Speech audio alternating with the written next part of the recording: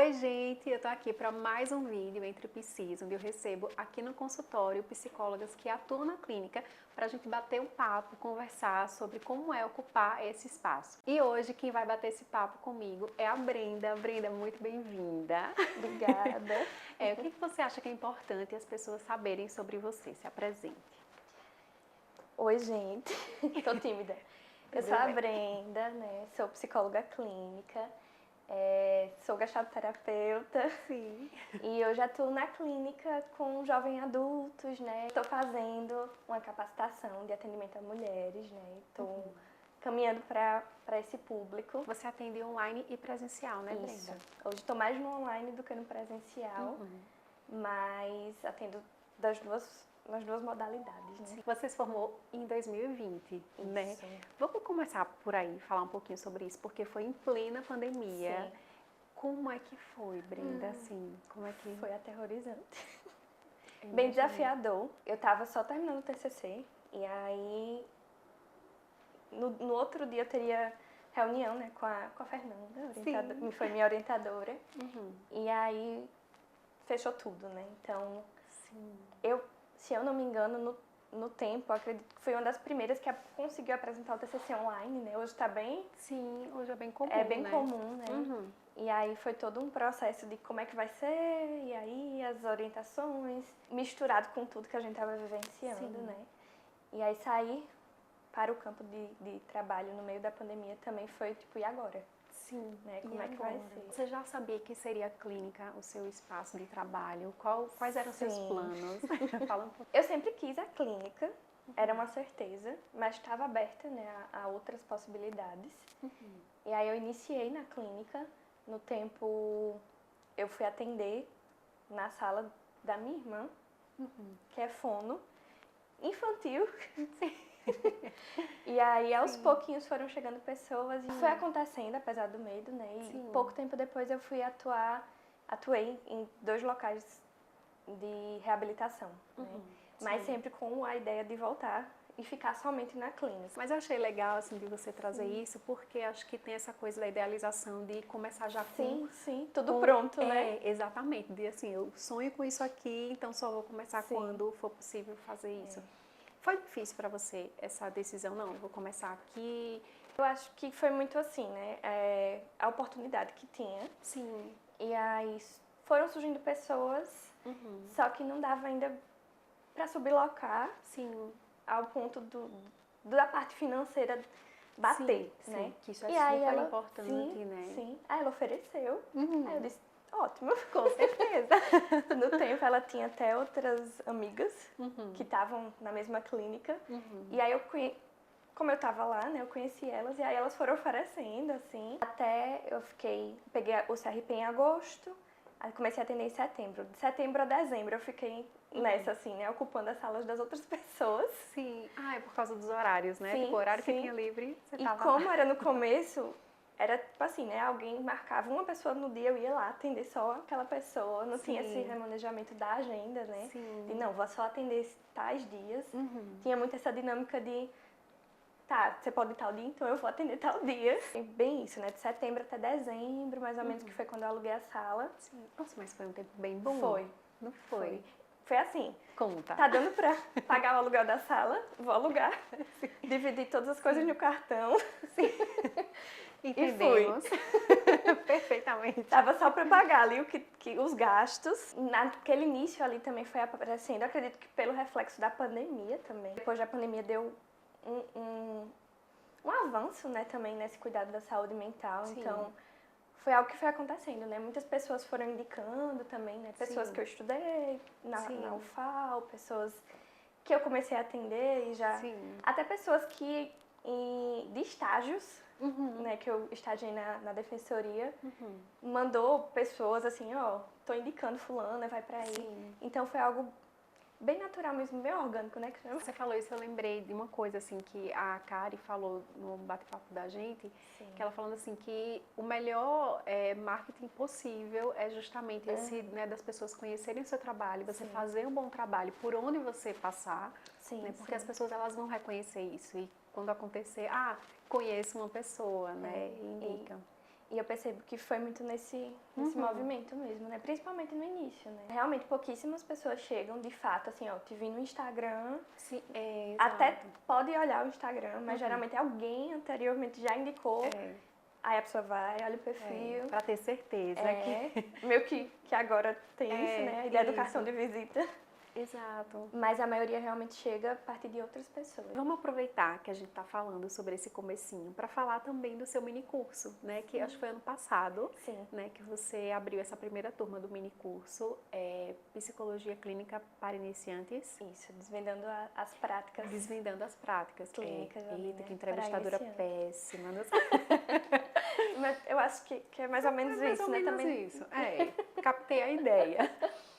Como é que foi, Brenda, assim, que surgiu essa ideia, os desafios, enfim, conta um pouquinho. Inicialmente, que é uma ideia que ainda está um pouco presente, né, mas um pouco apagada, seria realmente para ir além da clínica, né, além dos atendimentos. No tempo eu também comecei a abrir para supervisão, e aí a ideia de ir para essa parte, né, de cursos, se abriu também. Realmente para diversificar, né, o que a gente faz, né, porque os atendimentos acabam ficando ali.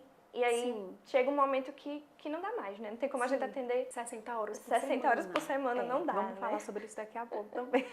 E aí, para diversificar a renda mesmo, né? Sim, pensei o que é que eu poderia levar ali, né? Então, a ideia do início da clínica era algo que me deixava mais confortável, que eu tinha mais confiança de falar. Então, eu fui por esse lado, né? O que é que eu conseguiria fazer de uma forma que eu me sentisse à vontade, que não tivesse tanta insegurança para começar. Realmente é um desafio iniciar, né, na clínica por todas as questões. E ao decorrer dos anos, tiveram muitas coisas que foram aparecendo que eu tive muita dificuldade. A parte burocrática, por exemplo, que a gente não vê nada, né? Tá, você vai atuar como autônomo, mas tem muita coisa por trás disso, né? E aí faz parte também, né? Buscar esse conhecimento fora mesmo, né? Sim. E tá sempre buscando, na verdade. Eu acho que a parte do atender era a parte que a gente mais espera, né? Muito bom encontrar ali as pessoas, mas essa outra parte do gerir a clínica é muito, muito desafiador, porque a gente sai sem nada, sem bagagem nenhuma. Até antes, um pouquinho na faculdade, eu comecei a fazer alguns cursos, busquei também essas informações e aí eu pensei, tá, porque aqui eu também não poderia oferecer isso, né? Montei a ideia, né, do que é que eu levaria, eu disse, não, então dá certo. Fui pro online, né? Pensei no presencial, mas a logística do online funcionou melhor para o que eu tava querendo ali naquele momento. E aí lancei, né? Teve um retorno muito bom, né? Nesse sentido de procura, de participação. Isso foi o primeiro, né? Foi o primeiro que você lançou, né? E aí eu até me surpreendi, né? Nesse quesito.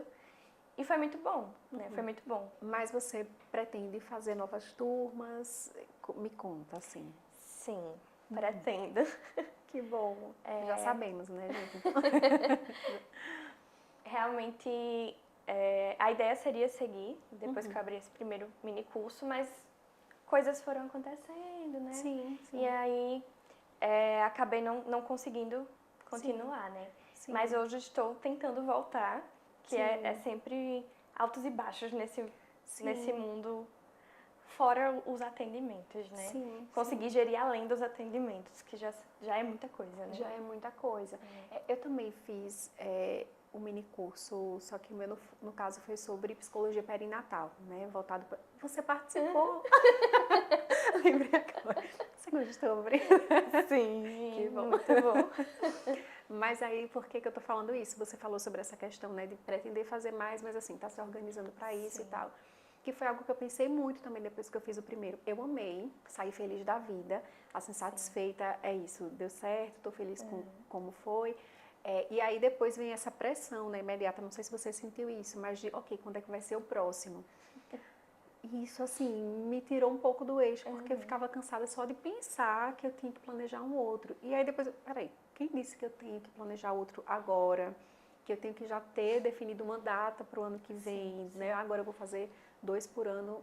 Não, né? Porque é isso, a vida vai acontecendo, né? A gente vai vivendo, né? E vendo o que faz sentido, né? Porque eu acho que tem muito essa questão também, assim, da produtividade, né? É muito bom variar a renda, né? Ter essa outra possibilidade também, para além dos atendimentos, falando algo que você gosta, que você se identifica, né? No meu caso, psicologia perinatal, no seu você encontrou, né, esse lugar também, falando para pessoas que estão começando, mas de também respeito ao nosso tempo, né? De não ter essa coisa, vai ter uma próxima turma. E eu vejo que é muito importante também isso, né? Que é algo que eu prezo, apesar de ter essa autocobrança, né? Sim. E mediando dentro de nós mesmas, né? E principalmente enquanto autônomas, né? Porque realmente acaba gerando essa pressão de que a gente precisa fazer mais, e acaba indo para um lugar bem perigoso, né? E parar, não conseguir fazer mais nada. Exato. E é algo que, apesar de eu gostar, tentar me compreender, né? A ideia da autocompaixão mesmo, me compreender ali no que estava acontecendo. Sim. E que realmente dá muito trabalho, né? Eu estava pensando nisso agora, né? Que mesmo que a gente goste, é trabalho. Sim. Então, buscar esse equilíbrio, assim, né? Que vai ser muito, muito individual mesmo de cada pessoa, né? No ritmo que cada pessoa dá conta mesmo, né? E tá feliz e satisfeito ali. Mas é trabalho. Mas acredito que essa pressão também, ela existe, né? É muito forte dentro da nossa atuação. Na própria clínica mesmo, né? No próprio ser autônoma enquanto psicóloga. Sim, porque é um grande desafio, né, ver a gente que estabelece a quantidade de horas que a gente vai trabalhar, o preço da sessão, né, tudo isso é a gente que vê, né, então tem que pensar muito, né, organizar muito, assim, fazer contas mesmo, que eu não sou muito boa nisso. Acho que essa parte é algo incomum. Me conta um pouco assim, qual foi a sua maior dificuldade no começo, assim? Você falou muito da burocracia, mas o que mais, ou o que especificamente sobre a burocracia? Vamos falar sobre os perrengues. Primeiramente que eu não tinha noção nenhuma de o que é que tem que ser pago, o que é que não tem que ser pago. Ai, meu Deus, sim.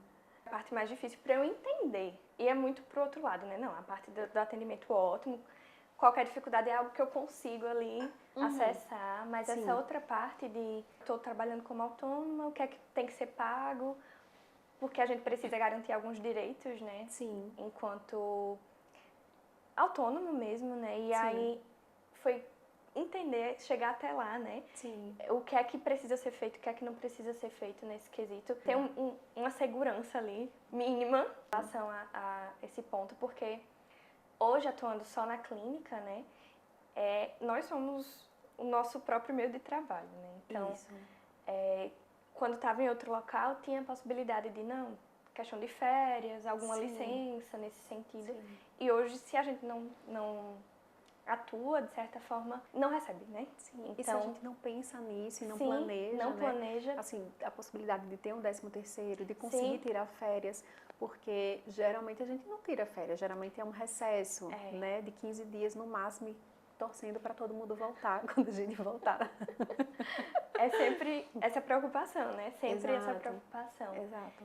E dentro dessa ideia de dificuldade, eu acho que essa organização, essa gestão mesmo, né? No primeiro e segundo ano, eu acho que eu não tirei recesso. Na verdade, a clínica me fez tirar recesso porque fechava uma semana.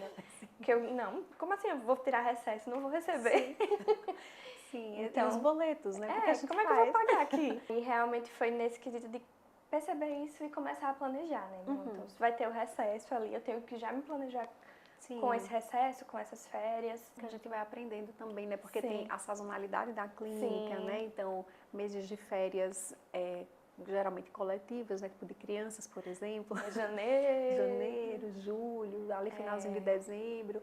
São meses mais difíceis. Eu demorei muito tempo para conseguir fazer essa gestão. Acho que isso também, no meu caso, foi muito porque como eu tinha outro vínculo, né? Então era como se aquele ali eu entendo e o que está entrando aqui é tipo, ok, entrou isso, vou pagar a supervisão, vou fazer um curso, sem olhar muito para isso, né? Quando a gente para e faz as contas, meu Deus do céu. Que é a ideia do precificar mesmo, né? Exato. Sentar, colocar ali supervisão, colocar curso livre. Exato, até para entender o valor da sua hora de atendimento, né? Que é um trabalho, né? Que muitas vezes a gente não valoriza, né? Exato. Não valoriza. E aí isso tende a fazer com que as pessoas também não valorizem, né? Exatamente. Vamos falar sobre outro ponto, que acho que assim, conversando com outras colegas e tal, e você também no minicurso, acho que foi um ponto que você abordou. Sim. Contrato terapêutico. Meu Deus! Como que você lida, como que você vai construindo o seu contrato terapêutico? O que você acha importante nas pessoas que estão pensando em começar a clínica ou que já estão na clínica há anos e com dificuldade em fazer isso? Foi o meu caso, demorei muito, apanhei muito até... Me diz, Brenda. Acho que é uma das partes mais importantes dentro do processo, né? Sim, muito. Escutava muito, né, ali nas supervisões na faculdade, quanto era importante, mas não tinha noção do quanto, né? Porque principalmente pelo que a gente estava falando, né, dessa segurança. Né, enquanto profissional, enquanto autônomo. E muitas vezes não amarrar isso ali, né, no contrato terapêutico faz com que a gente se prejudique bastante. Sim. Então, o meu contrato, eu acho que dentro desse quase 5 anos, né, de atuação, acho que já mudei várias vezes. Todo ano ali uma modificação. Também. Porque realmente, né, é difícil, acaba voltando sempre para essa parte do financeiro, né? Sim. Acho que é um tanto que um tabu dentro da psicologia, essa parte do financeiro. Sim. Então, quando a gente fala no contrato terapêutico sobre essa parte, acaba criando todo ter esse cuidado para que a pessoa não saia correndo, né? Sim. E ter realmente essa sensibilidade, mas ao mesmo tempo aquela ideia da gente se preservar, né, enquanto profissional. E então, de entender que a gente que está oferecendo um trabalho, então precisa ser sim nos nossos termos também, precisa estar bom pra gente. E acho que o contrato vai nesse pontinho, né, de qual é a nossa fronteira ali, né, do que é possível e saudável pra gente, né, Brenda? Volta para essa ideia, né, que nós precisamos estar bem, né, para poder oferecer o melhor ali, né, para quem está nos procurando. E o contrato é muito importante para isso, né? Muito. Vamos pensar no contrato. Vamos pensar em algumas dicas para a gente dar, né? De quem está construindo o contrato, assim. Acho que a gente podia, você dar uma dica ou outra, a gente vai, né? Na hora de construir o contrato, pensando no que você já revisitou também. Uma coisa que eu vejo que é muito, muito importante é a questão de remarcação. Sim, faltas e remarcações. Faltas e remarcações, que é muito importante deixar bem amarradinho ali, né? Porque realmente tem esse ponto das pessoas não conseguirem compreender muito bem o que a gente oferece, que é o nosso tempo, né? A nossa escuta. Sim. E aí quando deixa muito solto, acaba que não há essa valorização, né? Então quando a gente fecha, amarra ali no contrato, a gente tá explicando o que é o nosso trabalho. Eu coloco ali, né? É um prazo para avisar que vai faltar. Já passa aquele prazo, a sessão é contabilizada. Se não avisa que não vai comparecer, né? A sessão é contabilizada. Porque estou ali disponível, né? Estou ali para aquela pessoa. E tem outra coisa também, porque assim, às vezes as pessoas podem pensar, é só colocar outra pessoa no lugar. Mas não funciona assim na psicoterapia, porque o seu horário semanal, ele é fixo. Segunda às 17, então toda segunda-feira às 17 horas, a sua terapeuta vai estar lá, né? Espero que sim, espera-se que sim. Que ela vai estar lá e não vai colocar outra pessoa, porque, se ela colocar outra pessoa, mas essa outra pessoa vai para qual horário depois? Se é o seu horário, então tem isso, né? Eu tinha muita dificuldade também com falta, vou para essa dica também. Aí, assim, eu fui aprendendo também aos poucos. Antes eu não falava nada e quando acontecia, eita, o contrato, manda o contrato, acerta isso. Eu tinha muita dificuldade com isso. E eu acho que também colocar os limites, né? Então, se você tá ok, né, a pessoa faltar desde que ela avise com antecedência, você precisa ter um cuidado extra também de colocar, ok, quantas faltas podem acontecer. Porque já aconteceu muito assim comigo de, ok, 3 faltas seguidas, mas foi avisado. E aí você tem ali quase um mês sem atender aquela pessoa e a psicoterapia não vai funcionar dessa forma, porque não é só o dinheiro, é o próprio processo que não está acontecendo, né? Esse cuidado, né, e também fazendo essa demanda ali com essa devolutiva para a pessoa, né? Até entender, né? Tá, o que é que tá acontecendo ali, né? Então, você quer interromper, ter essa conversa, né? Eu acabo sempre percebendo, porque acaba sendo um funcionamento ali, né? Então, quando a pessoa vem novamente, né? Esse horário tá ruim, o que é que tá acontecendo, né? Exato. Porque realmente tem esse ponto, né? A quebra do processo. Exatamente. As minhas 3 últimos terapeutas, não é que eu troque muito, mas é isso, os processos, né, vão acontecendo. Mas as minhas 3 últimas terapeutas, elas não trabalhavam com falta. E eu lembro que a primeira, assim, quando eu fui para a primeira, né, que ela falou, olha, eu não trabalho com falta, então todas as faltas são contabilizadas. Eu tive um susto, porque eu já pensei, ai meu Deus, e num dia, sei lá, se eu adoecer, se acontecer alguma coisa. Veja, nem estava acontecendo isso, eu já estava pensando, olha o funcionamento da pessoa. Mas assim, mas eu achei interessante, porque assim, eu não faltei de jeito nenhum. Aconteceu de eu realmente não precisar faltar, mas tinha essa coisa assim, do compromisso mesmo, a gente tem um compromisso. E a minha última terapeuta, ela falou uma coisa que eu achei muito interessante e que eu acabei também incorporando para a minha prática como psicóloga, porque acontece isso, né? A gente vai aprendendo ali também com as pessoas que acompanham a gente. E aí ela falou assim, eu tinha levado justamente uma questão sobre isso para a sessão, e ela falou assim, olha, Rayane, o que a gente entende, né? Principalmente pensando na nossa abordagem que é a gestalterapia, da autorresponsabilidade, né? E da gente bancar os nossos desejos, as nossas vontades. Então, se eu preciso faltar como terapeuta, porque eu posso também precisar faltar em algum momento, eu também adoeço, né? As coisas acontecem também na minha vida. Se eu preciso faltar, não é justo que você banque a minha necessidade. Então, por isso a falta, quando acontece da minha parte, você não tem que pagar essa sessão, porque eu precisei faltar, então eu banco essa falta. Da mesma forma, se você precisar faltar. E aí, se a gente entrar, ela falou isso, sério, eu acho que eu até decorei. Fez assim, né? Foi, porque o caramba é isso. E veja, eu nem me senti injustiçada por ela cobrar as faltas, mas a gente estava ali conversando sobre uma questão.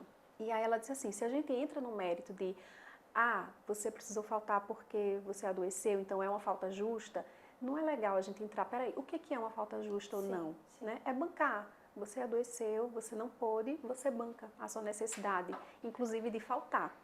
Porque, inclusive, tem faltas que são terapêuticas, que a gente precisa. Não, hoje eu não banco. Então, bancar de todas as formas também. Né? Eu achei incrível e eu acabei adotando também para a minha prática como clínica. E as faltas vão além, né? Da parte financeira, da parte do pagamento. Exato. Tudo ali, né? Tudo que é colocado dentro do contrato acaba sendo implicado dentro do processo também, né? Exatamente. A forma que o processo vai fluir. Exato, que é uma coisa que a Luciana Aguiar fala, eu acho incrível, ela tudo na terapia é terapia, é sobre a terapia. Então, o que está acontecendo? As faltas, as cobranças, se você precisa cobrar ou não, tudo isso é material de terapia, né? E aí o nosso trabalho é bem difícil. Mas por isso a importância, né, de construir um contrato terapêutico que faça sentido para nós enquanto profissional. Exato. Outra coisa, assim, acho que diferente, que eu acrescentei no meu contrato, foi sobre o sigilo. Assim, sempre coloquei sobre o sigilo, acho que é algo até padronizado, né, dos contratos, porque está no nosso código de ética, mas eu escolhi também, decidi colocar sobre a questão das redes sociais. Então, deixar bem especificado que em nenhuma hipótese eu menciono a pessoa que eu atendo nas redes sociais, porque acho que também tem uma expectativa, né, às vezes da pessoa marcar você em alguma postagem. Eu não me incomodo com isso, de forma alguma, mas eu não me sinto confortável, sabe, de repostar. E, veja, não é que isso seja certo ou errado, eu não me sinto confortável. Então, sobre mim. Eu também não me sinto muito, não. Tem pessoas que, né, se sentem confortáveis e ok, mas eu não me sinto. Eu lembrei que teve um ponto que eu acrescentei com relação ao WhatsApp. O WhatsApp hoje dá a sensação de que a gente está disponível a todo momento, né? Sim. Isso é um tanto perigoso, porque além do espaço ali, né? Dá essa sensação de que, não, eu tenho a minha psicóloga ali a todo momento disponível. Nossa, sim. E aí eu coloquei uma parte, né? Que o contato é permitido em algumas circunstâncias. Aviso de atraso, remarcação, né? Necessidades de alguma documentação. Sim.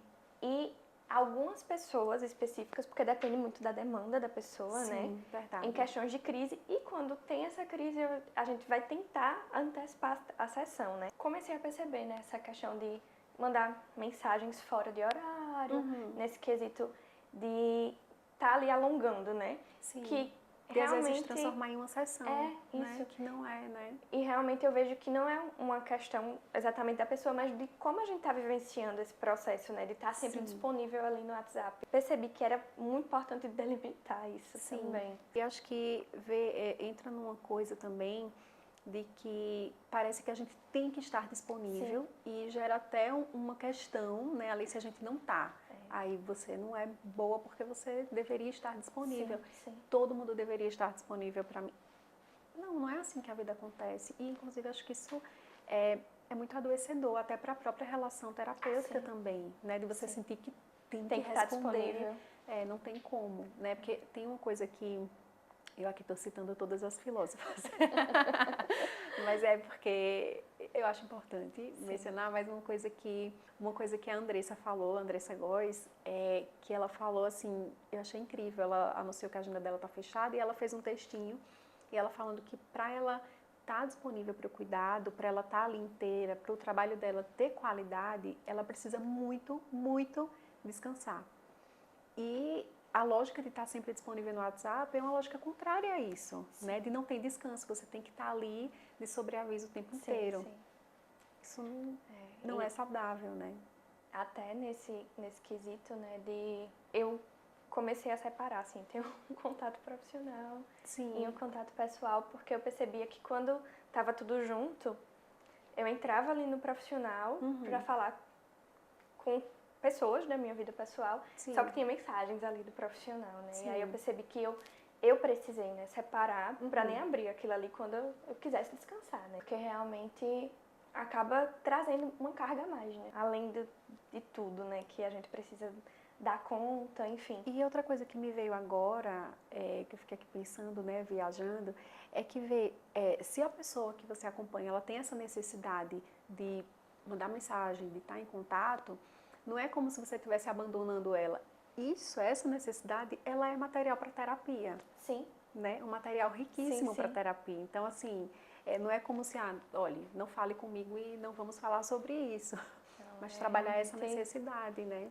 E realmente trazer essas delimitações na relação. Sim, que são muito importantes. Sim. Eu amei essa dica do WhatsApp e, assim, para mim foi a dica de ouro, porque é algo que eu não colocava e acho que é importante, assim, nunca aconteceu comigo até hoje, né, nenhuma situação assim que eu sentisse a necessidade, mas eu acho que a gente pode aprender também com as experiências das outras colegas, né, inclusive é um dos objetivos desse quadro, então vou revisitar o meu contrato. Brenda, vamos para as nossas dicas? Vamos. Então, o que você preparou para as pessoas? Pensei bastante. Eu tô lendo, vou até me arriscar, né? Dar uma dica sem terminar de ler o livro, mas porque eu tô amando muito. Que é um livro que realmente traz uma história de uma terapeuta. São histórias fictícias, né? Mas vai trazendo muito do que ela tá vivenciando na vida pessoal e de como ela se sente dentro dos atendimentos. Nossa, eu amei já. Já deve ter ouvido falar. Talvez você deva conversar com alguém. Estou aí na metade, mais ou menos, do livro. E é muito bom, assim, né? Ele traz todo o processo que ela está vivenciando, trazendo algumas questões, né, ali da vida pessoal, e entrelaçando com processos que ela vai vivenciando enquanto terapeuta e o processo de psicoterapia dela. Me reconheci muito ali dentro do que ela vai trazendo, né? Nossa, eu vou pegar esse gancho da sua dica para reforçar algo que a gente já vem conversando aqui nesse quadro, que é a importância da supervisão e da própria terapia, né? Porque é isso, as pessoas que a gente atende, né? A gente também encontra muito da gente, né? Nesses processos. Então, para a gente não misturar as coisas, para a gente não acabar, né? Sofrendo mais que a pessoa ali naquele momento, é muito importante, né? A gente, para conseguir separar mesmo, né? O que é nosso, o que é do outro. Muito importante, né? A gente escuta bastante, né? Mas quando vai realmente para o campo é que consegue entender a necessidade de ter esse espaço, né? Sim, exato. E a minha dica vai muito nesse movimento também, que é do Contar do Caligares. Esse livro eu acho que todo mundo, todo estudante de psicologia e profissional deve conhecer, né? Assim, imagino que conheçam, que é Cartas a um Jovem Terapeuta. Eu já li ele, assim, há muito tempo. Eu gosto muito dele, acho bem leve, ele é curtinho também, bem gostoso. Eu acho que vai trazendo um pouco isso, né? Quando ele fala também bem parecido, né? Exatamente. Eu gosto demais, eu acho que é uma leitura ótima, inclusive para quem não é da área, mas, enfim, tem interesse em saber um pouco mais sobre isso, acho que vale a pena também. É isso, gente. Obrigada, Brenda. Eu que agradeço. Nos vemos mais por aqui muito em breve, né? E é isso. Tchau, tchau, gente. Tchau.